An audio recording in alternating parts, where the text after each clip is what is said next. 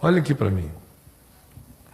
Dentre os mandamentos do Decálogo de Moisés, o primeiro deles a transformar-se num mandamento relacional, num mandamento entre homem e homem, é aquele que diz: honra a teu pai e a tua mãe, para que isso te vá bem e sejas de longa vida sobre a terra. Esse mesmo mandamento, que é um mandamento de uma humanidade visceral, é outra vez evocado por Jesus, lá no Evangelho de Marcos, no capítulo 7, quando ele denuncia o arranjo que os fariseus, os membros do Sinédrio, os escribas, os líderes religiosos faziam para comer o dinheiro do povo, de tal modo que, além do dízimo que as pessoas davam, eles ainda iam mais além, criando um casuísmo religioso de uma perversidade incomparável, que dizia o seguinte: mesmo que teu pai e tua mãe estejam precisando da tua ajuda, você pode declarar que está doando para o templo e evocando um mandamento de homens chamado Corban, que significava que em nome do Corban se poderia deixar até de ajudar pai e mãe, honrar pai e mãe, para ajudar o templo. Ou seja, essa moçada inteira que faz essas loucuras hoje manipulando o povo não nasceu hoje. O espírito deles existe desde sempre. Pouco tempo atrás, até pouco tempo atrás, havia um surto de pessoas no Rio, São Paulo, em outros lugares, que não queriam empregadas domésticas de determinados grupos e igrejas por uma razão simples. Como eram aqueles grupos das campanhas de oração infindáveis, e que se o indivíduo fosse à reunião e não deixasse o dinheiro, ele tinha quebrado a corrente, então tinha que voltar para o fim da fila. E como as coitadinhas e os coitadinhos nem sempre têm dinheiro para bancar aquela coisa, aquele carrossel de perversidades pagãs, acabavam roubando em casa da patroa. Então, olha só, para poder dar dinheiro para fazer a campanha na igreja, para enriquecer o bolso dos lobos, ela roubava da patroa. Veja a loucura. Um Deus que aceita que você roube da patroa para poder dar na campanha da igreja, porque se não fizer isso, a corrente é quebrada e você volta para o fim da fila. Então, roubar da patroa é um detalhe, desde que você não volte para o fim da fila. Isso é o espírito do Corban, aperfeiçoado pelas técnicas de manipulação da máfia. Mas essa coisa estava presente desde sempre. E Jesus combateu isso veementemente. Disse: vós jeitosamente dais jeito naquilo que está declarado e que é de uma humanidade não negociável, apenas para que vocês possam sê-lo completar daquilo que deveria ser a bênção de um filho a um pai, a uma mãe. O apóstolo Paulo, mais adiante, também chama esse mandamento de honra a teu pai e tua mãe, quando ele está dando conselho a filhos, escrevendo cartas que estabeleciam movimentos relacionais saudáveis, dizendo, porque está escrito: honra teu pai e tua mãe, para que te vá bem, para que tu sejas de longa vida sobre a terra. A pergunta das pessoas é: o que é honrar pai e mãe? E a minha questão é: por que essa questão de honrar pai e mãe é tão importante? Por que ela se repete, não como um mandamento do Decálogo, mas como um princípio de vida, a ponto de que se diz: é o primeiro mandamento com promessa, para que te vá bem, para que sejas de longa vida sobre a terra, honra a teu pai e a tua mãe. Agora, o interessante é que os gregos 500 anos antes de Cristo, especialmente 300 anos antes de Jesus, quando houve uma fomentação de produção de arquétipos divinos e que representavam, quase todos eles, as ambiguidades das relações humanas, as relações incestuosas. Vem aí complexo de Édipo, de Eletra, todas as relações complicadas entre pais e filhos, que ganham uma projeção de natureza panteônica entre os gregos, mas são, sobretudo, projeção da conflitualidade humana transformada em divindade e panteão. Daí a psicanálise ter servido desses elementos arquetípicos para tentar entender e discernir as dinâmicas dos movimentos comportamentais e relacionais entre os humanos.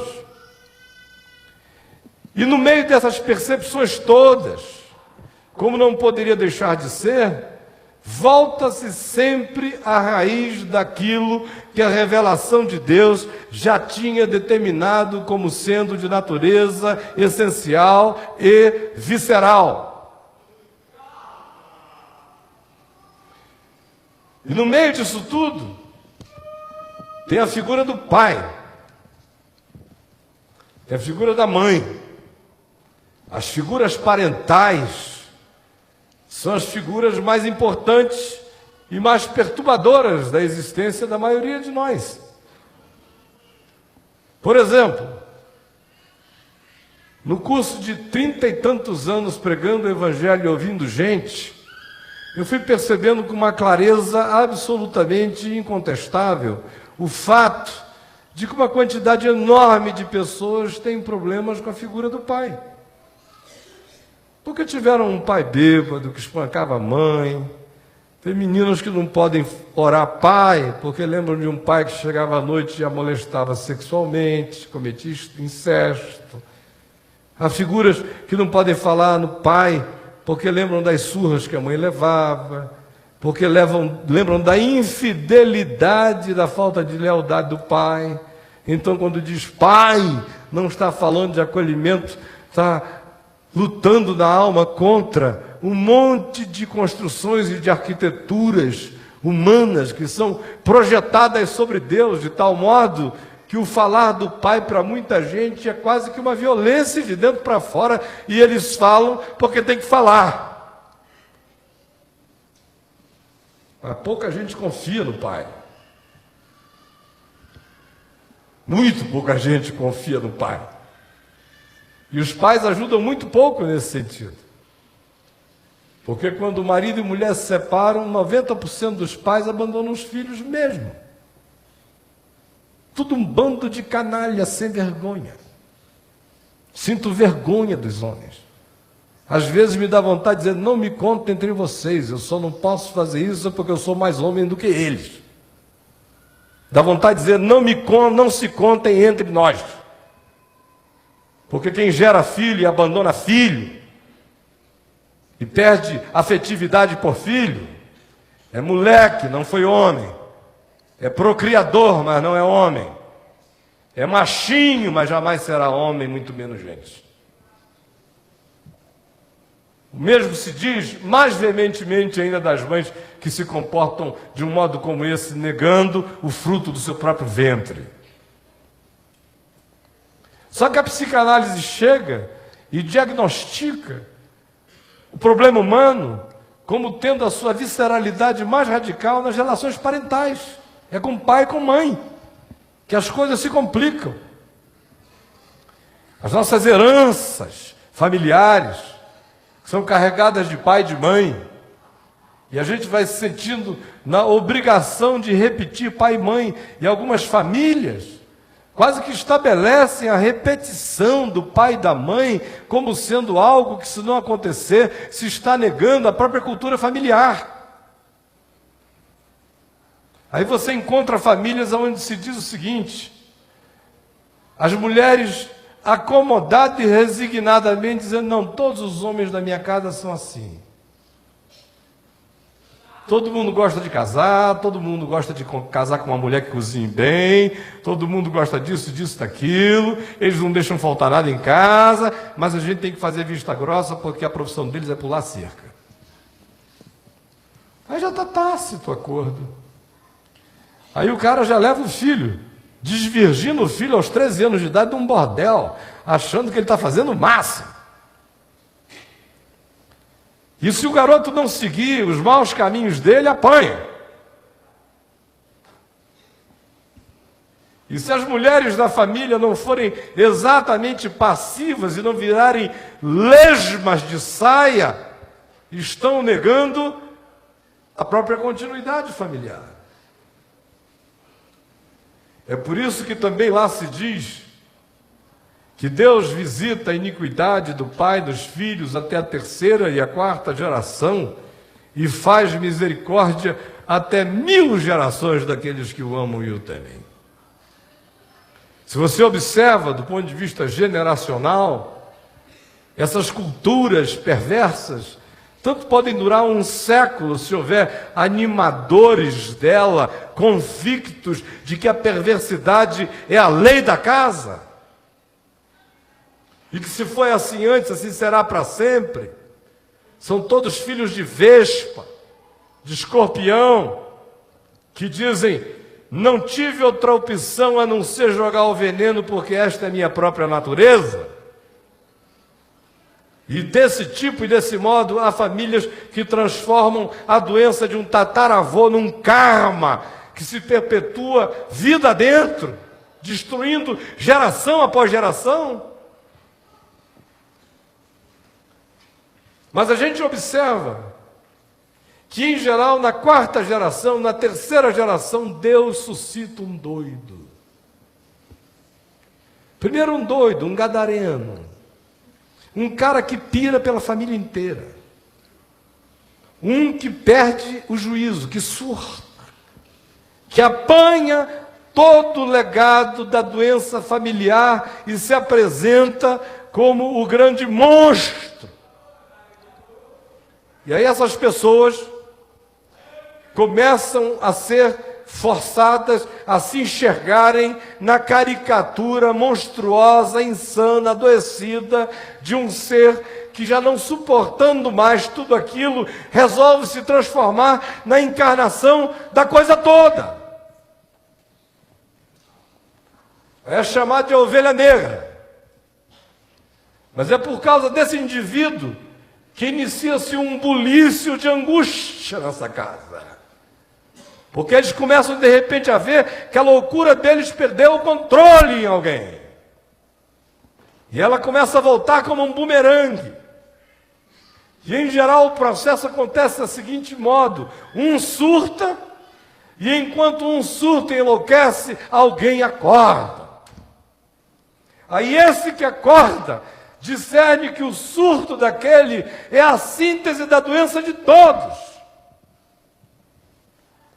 Aí ele diz: eu não. E a partir dele, às vezes contra a família inteira, inicia-se um processo que no início é quase que algo visto como sendo um rompimento com a família como um todo. Aí esse indivíduo é visto como o traidor da casa. Ele é aquele que diz que as coisas não são como sempre foram. Ele é aquele que bate o pé e diz: eu amo vocês, mas não cedo. E aí esse karma começa a ter a chance de ser quebrado nessas cadeias perversas quando esse processo se instala. Outras pessoas entregam-se, por exemplo, a 8 anos, 10 anos de uma terapia de natureza absolutamente infrutífera, que é aquela na qual o terapeuta é pago para ouvir você e não dizer absolutamente nada. A maioria está na posição mais confortável porque não tem mesmo nada para dizer. Aí só fica repetindo ato falho. Aí o cara vai e diz uma palavra, trocou a palavra, não sei o que, ele repete. Pensa nisso. Aí vai, enquanto isso, grana para dentro, grana para dentro. Quanto mais tempo o doente levar para se recuperar, melhor para ele. Aí o cara chega ali depois de 8 anos, bate um mês de papo, papo franco, na verdade, é curar de repente e não sabe por quê. Porque continua a ser a verdade que liberta. Mas nessa questão de honrar pai e mãe, eu queria dizer a vocês o seguinte: a maior parte dos problemas que a gente tem, dos que nos habitam, não são todos eles, absolutizá-los seria uma tolice, porque a vida não é feita apenas de conflitos parentais, de transferências, de projeções, ou de traumas, ou de angústias, ou de culturas kármicas que querem se perpetuar dentro da casa, ou de trocas de violências verbais e de outra natureza, que também se tornam algo perpétuo, geração após geração, de modo que as pessoas desaprendem o afeto, o afago, o carinho, o perdão, começam a se orgulhar do orgulho, começam a se sentir cheios de virtude de não perdoar, chamam a sua amargura de minha virtude, de meu direito, de minha macheza, de minha dignidade, de minha hombridade, de qualquer apelido que apenas maqueie a doença do indivíduo. Quando a cura para isso tudo está simplificada numa coisa que Freud e Jung jamais conseguiriam dizer: honra teu pai e a tua mãe, para que te vá bem e tu sejas de longa vida sobre a terra. Tem gente que pensa que honrar pai e mãe é entrar nessa cultura da vespa, que como meu pai dava ferroada, eu dou também, eu só vou gerar filho que dê ferroada, eu só vou produzir ferro. Tem gente que pensa que honrar pai e mãe é se tornar codependente da doença do pai e da mãe. É ficar ali o tempo todo alimentando aquilo, coitadinho, coitadinho, coitadinho, e vai. Quando percebe, ele já é elemento fundamental para alimentar aquela doença. Tem gente que pensa que honrar pai e mãe é romper com pai, com mãe, e dizer: esses desgraçados vão ver que eu vou progredir na vida, vou fazer uma vida independente, eles só vão saber de mim de longe. Tem gente que pensa que honrar pai e mãe é se tornar bandido do pai, bandido da mãe, cúmplice de qualquer que seja o desígnio e o capricho. Tem gente que pensa que honrar pai e mãe é aceitar qualquer coisa que pai e mãe ensinem como sendo um princípio para a vida a ser seguido. O livro de Provérbios manda ouvir ao pai e à mãe sábios, não o pai e a mãe loucos. Porque antes de mandar ouvir pai e mãe, manda ouvir a voz da sabedoria. Honrar pai e mãe no hebraico significa pesar pai e mãe. A palavra usada é pesar, é uma balança. Cada geração que está aqui está sendo chamada a pegar a consciência inteira da cultura familiar ou parental e pesar. É um chamado ao discernimento do pai e da mãe. É um chamado à compreensão do pai e da mãe. Não aquela compreensão que compreende para dizer let it be, let it be, let it be, deixa ser. É aquela compreensão que discerne para não ser. É aquela compreensão que discerne para aprender tudo que é bom naquele ser e também se distinguir de tudo aquilo que é ruim naquele modo de ser. Honrar pai e mãe é você olhar para o conjunto inteiro da constelação que orbitou em volta de você e que criou você e que deu referências universais a você, pai, mãe, irmãos, família, todas essas coisas, e discernir que ambiente é esse. Porque se você não tiver discernimento de que ambiente é esse, você vira um ratinho de laboratório rodando naquela rodinha do hamster da tua própria família para sempre.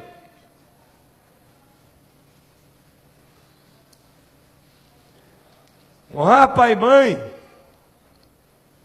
e aprender com eles tudo que é vida e deixar fora da sua própria vida tudo que na existência deles era espírito de morte.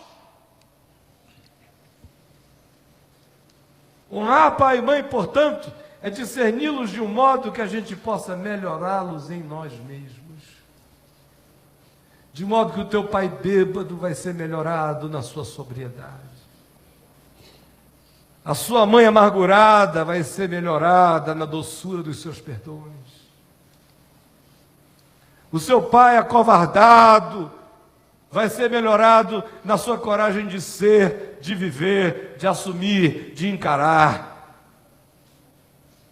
A sua mãe leviana vai ser melhorada na construção do seu caráter, que não é entregue a sabores e a caprichos, mas que guarda dentro de você convicções que se relacionam àquilo que, em acontecendo, tem que acontecer para produzir vida e não apenas uma experiência hedônica dessignificada. Honrar pai e mãe é poder ser filho do Silveirinha e acabar auditor da firma mais exigente do país, porque o homem assumiu honestidade para si.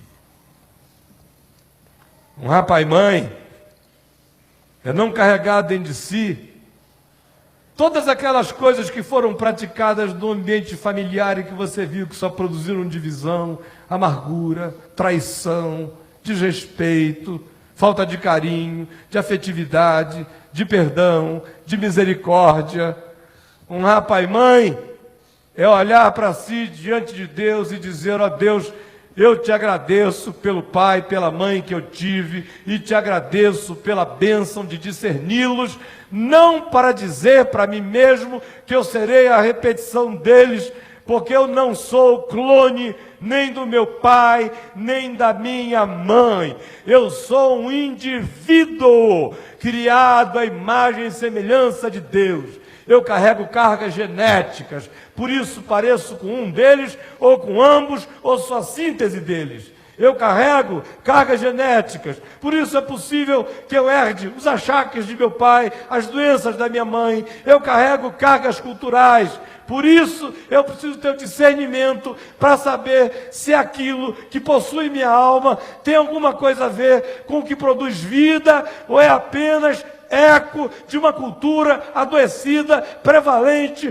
contínua, que já destruiu gerações e gerações para trás de mim, e eu estou tendo a chance de quebrar isso aqui. E aí não precisa de sessão de cura de maldições, quebra de maldições. Nem precisa vir às 7 quartas-feiras da quebra de maldições. Nem precisa fazer oração de cura interior, que geralmente é uma oração de curra interior. A maioria das ações de cura interior que eu vejo só são introjeções de doenças. Eu tenho encontrado gente que frequenta aí essas reuniões de cura interior, só vejo os caras piorarem. O sujeito chega lá bem com o pai, com a mãe, aí começam já a inventar um problema do pai e da mãe para ele. Daqui a pouco ele já está dizendo: eu tenho até dúvida se meu pai um dia não passou a mão no meu bumbum quando eu tinha 7 anos de idade.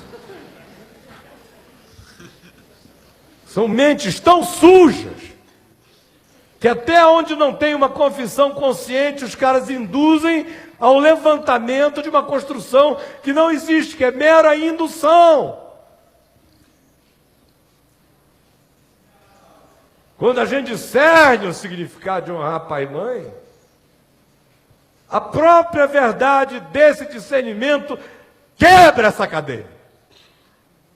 Nada sobrevive à verdade. Nada podemos contra a verdade, senão em favor da verdade. Não é preciso haver a mandinga, o espírito do rei Naamã, acerca do qual eu falei no domingo passado, que queria que Eliseu saísse e fizesse isto e aquilo, e fizesse uma dança profética, quem sabe uma pagelança. Naamã fica curado, Naamã, Naamã, pu, pu, pu, pu, pu, pu, pu. Soprando fumaça na cara do Naamã, abanando, Naamã, Naamã, Naamã. É o que o povo quer. É por isso que os espertalhões oferecem essas filas de quebra de maldição, que não quebram coisa alguma, fazem o cara apenas ficar paranoico com a ideia de que há uma maldição que vai continuar nele se ele faltar um dia de reunião. Aí supostamente foi liberto de uma maldição e caiu na outra.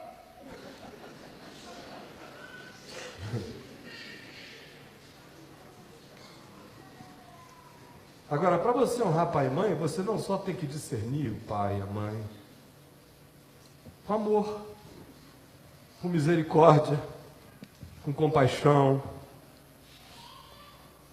com perdão, porque é só quando você perdoa pai e mãe, é que você se desamargura o suficiente para que o seu discernimento faça bem agora a você, porque enquanto você estiver amargurado com pai, com mãe, nenhum discernimento lhe provocará libertação. Nenhum.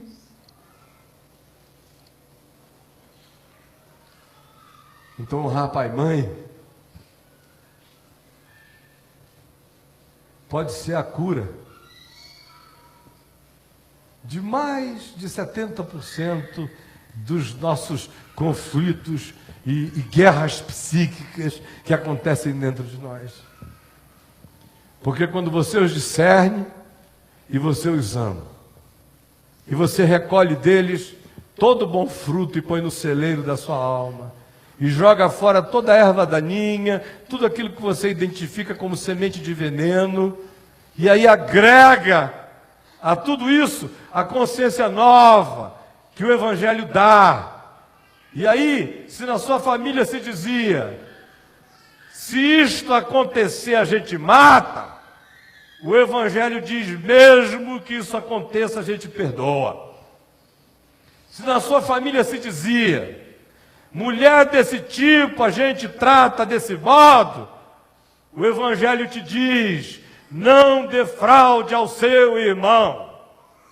Se na sua família se dizia, o que vale é a família e o mundo em volta são todos inimigos, de modo que nós temos que nos unir mafiosamente para nos darmos bem, não importa quem se dê mal, o Evangelho vem e diz, trata o teu inimigo como você gostaria de ser tratado, faça isso ao próximo, e a sua família vá para as cucuias, meu irmão. Enquanto a consciência do Evangelho não entra em nós, a gente não aprende a quebrar os paradigmas adoecidos das nossas próprias famílias. Agora, quando isso acontece, o processo de cura é extraordinário. Tem gente que está aqui, e alguns de vocês não estão nem conseguindo me olhar nos olhos, e olha, eu sou macaco velho de auditório. Você não precisa me dizer nada, eu leio a cara de todo mundo aqui, infelizmente é um scanner.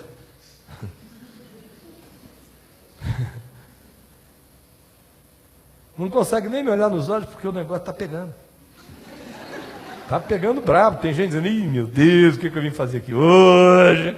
Vou ter que desistir daquele ódio. Aquele ódio tão prazeroso. Aquele ódio de estimação.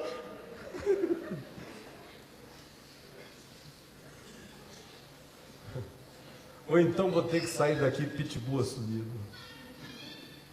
Vou sair daqui carnívoro declarado. Vou sair daqui vampiro batizado. Vou sair daqui Drácula canonizado. Ou então não me resta outra chance a não ser me converter ao Evangelho da graça, da misericórdia e do perdão. Porque quem não pode começar a honrar pai e mãe, é melhor desistir da jornada do caminho. Vocês lembram que em Malaquias, no capítulo 4, no último versículo do Velho Testamento, versos 6 e 7, está dito, e eis que eu enviarei o profeta Elias, o qual, antes que venha o grande dia do Senhor, o qual converterá o coração dos pais aos filhos, para que eu não venha e fira a terra com maldição. A maldição é o ódio. A maldição é a incapacidade de reconciliação. A maldição é o coração que se fecha para incluir o outro. Porque aqui não se diz apenas que o filho honra o pai, mas também se pede, de um passo além, que pai e filho se reconciliem.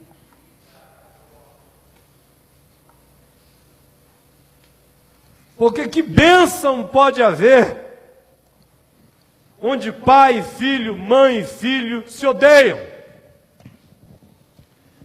Que semente de vida nasce num chão de tanto veneno? Que bênção de Deus abençoa tamanho ódio? Que misericórdia de Deus alcança casa com tamanha indiferença e silêncio? Então, antes de qualquer coisa, o primeiro passo para que dentro de nós as coisas comecem a deixar de ser simplesmente o carrossel das maldições e a gente saia dessa roda constante, quebre esse ciclo, põe o pé num caminho adiante. É preciso que você tenha hoje a disposição de começar a honrar pai e mãe, não importa quão velho seja o seu pai, quão antiga seja a sua mãe, quão perverso seja o seu pai, quão pervertida seja a sua mãe, quão indiferente e desmaternizada seja ela, ou quão divorciado do afeto de qualquer natureza seja o seu pai. Você não precisa fazer uma viagem à Meca para encontrá-lo. Você não precisa contratar um detetive para saber onde ele se esconde no Tocantins. Você não precisa de nada disso. O movimento é aqui dentro. Se acontecer a chance desse encontro, encontre.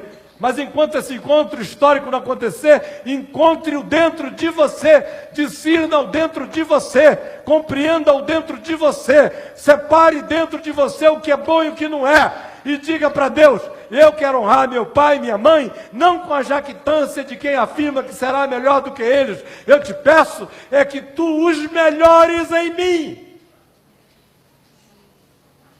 Mesmo que hoje eles não entendam, mas, ó Deus, melhora meus pais em mim.